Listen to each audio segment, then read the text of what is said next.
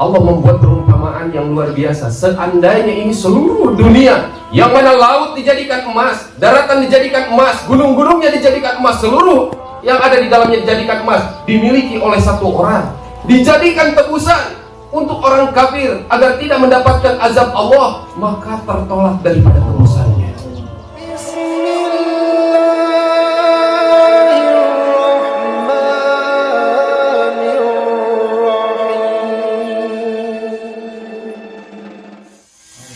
Allah membuat tampil yang luar biasa dengan dunia seandainya di seluruhnya dijadikan emas.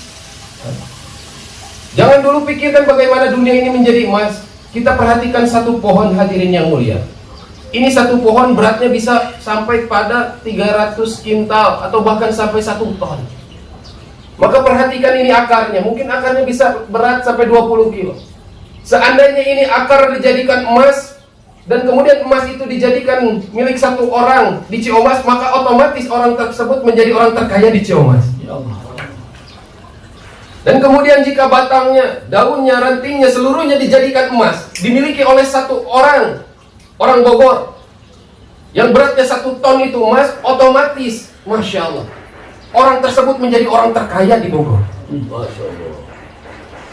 Dan jika ini Bogor, Allah jadikan seluruhnya menjadi emas, dimiliki oleh satu orang, maka otomatis orang tersebut menjadi orang terkaya di seluruh dunia.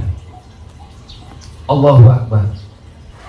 Allah membuat perumpamaan yang luar biasa. Seandainya ini seluruh dunia, yang mana laut dijadikan emas, daratan dijadikan emas, gunung-gunungnya dijadikan emas, seluruh yang ada di dalamnya dijadikan emas, dimiliki oleh satu orang, dijadikan tebusan untuk orang kafir agar tidak mendapatkan azab Allah, maka tertolak daripada tebusannya. Ternyata Masya Allah, kenapa ini nggak bisa ditebus dengan nilai yang sangat mahal orang kafir? Ternyata orang kafir sederhana, matinya nggak bawa iman. Tapi ajib, hadirin mulia, satu orang Islam yang memiliki iman di dalam hatinya walaupun sebesar zarah, apa kata Nabi? Maka itu akan ditukar dengan surga yang luasnya 10 kali dunia. Allah. Ya Allah. Ini kadang-kadang kita nggak paham dengan nilai iman, hadirin yang mulia. Ada satu orang diberikan 1 kilogram emas, pasti dia otomatis senang. Senangnya bukan main. Harga 1 gram emas sekarang sampai 500-600 ribu, apalagi 1 kilo. Maka dia senangnya luar biasa. Tapi akan ada jauh orang yang lebih senang ketika seseorang diberikan pabrik emas. Dia bisa membuat produksi emas. Tapi Masya Allah, ajib Pak. Ini iman diumpamakan seperti emas. Orang yang diberikan iman haruslah dia senang dengan iman yang sebesar jarah, karena akan ditukar dengan surga yang luasnya 10 kali dunia. Lalu bagaimana dengan orang-orang yang diberikan pabrik emas? Harus seperti apa dia senangnya? Masya Allah, hari ini saya saksikan ibu-ibu, bapak-bapak, Allah telah berikan pabrik emas kepada bapak-bapak dan ibu-ibu. Apa pabrik daripada iman? Seperti halnya pabrik emas tadi. Iman tadi seperti emas yang 1 kilo. Dan pabrik emas ini lebih luar biasa. Iman itu Masya Allah kecil, tapi ada yang lebih besar diberikan oleh Allah kepada kita, yaitu pabrik iman. Apa pabrik iman? Dakwah, hadirin yang mulia. Maka haruslah bapak-bapak dan ibu-ibu ini bersyukur bisa keluar 3 hari di jalan Allah untuk mendakwahkan ini agama. Sehingga benarlah apa kata para ulama, Masya Allah. Ini para dai ini Masya Allah, setiap langkahnya diiringi daripada doa 70.000 malaikat. Ruhnya membawa 70.000 ruhnya malaikat. Kesannya berbeda, hadirin yang mulia, dan akan dijadikan asbab hidayah untuk seluruh alam. Pengorbanan dalam usaha agama sekecil-kecil pun pengorbanan, maka hadirin yang mulia, ini akan menjadi asbab hidayah. Gak perlu tahu kita di mana Allah menurunkan hidayah. Gak perlu tahu Allah memberikan hidayah kepada siapa saja. Gak perlu tahu kapan turunnya hidayah. Yang penting kita dakwah saja, kita doa saja, kita risau saja. Karena usaha dakwah, hadirin yang mulia, adalah usaha yang pasti di atas kepastian. Kalau kita pagi-pagi lihat sinar matahari, walaupun dia istiqomah terbit di timur, tapi kadang-kadang sinarnya nggak muncul kehalangin awan. Tapi usaha dakwah, hadirin, niat keluar untuk dakwah, 1 jengkalnya keluar dari rumah, maka itu udah jadi asbab hidayah. Saking pastinya usaha dakwah. Maka luar biasa, usaha yang diberikan kepada orang-orang mulia hari ini telah diwariskan kepada kita. Orang-orang yang hina yang Allah angkat derajatnya dan Allah muliakan dalam kerja atas usaha agama, hadirin. Maka hadirin yang muliakan Allah Subhanahu wa ta'ala, penting daripada kita bagaimana merisaukan ini umat, karena kepahaman daripada agama tidak bisa datang dari ilmu saja, hadirin. Orang tua kita sering sampaikan, Masya Allah, untuk melihat segala sesuatu yang ada di sekitar kita ini, kadang-kadang orang terjebak dengan mata saja. Untuk bisa melihat segala sesuatu yang ada di sekitar kita ini, dibutuhkan dua sinar. Yang pertama sinar dari luar, yang kedua sinar dari dalam. Artinya apa? Kalau sinar dari luar, yaitu pentingnya ada sinar matahari kalau siang hari. Kalau malam, perlu sinar daripada lampu. Maka otomatis tempat-tempat yang gelap kena sinar, maka akan terlihat. Tapi syaratnya ada sinar yang kedua.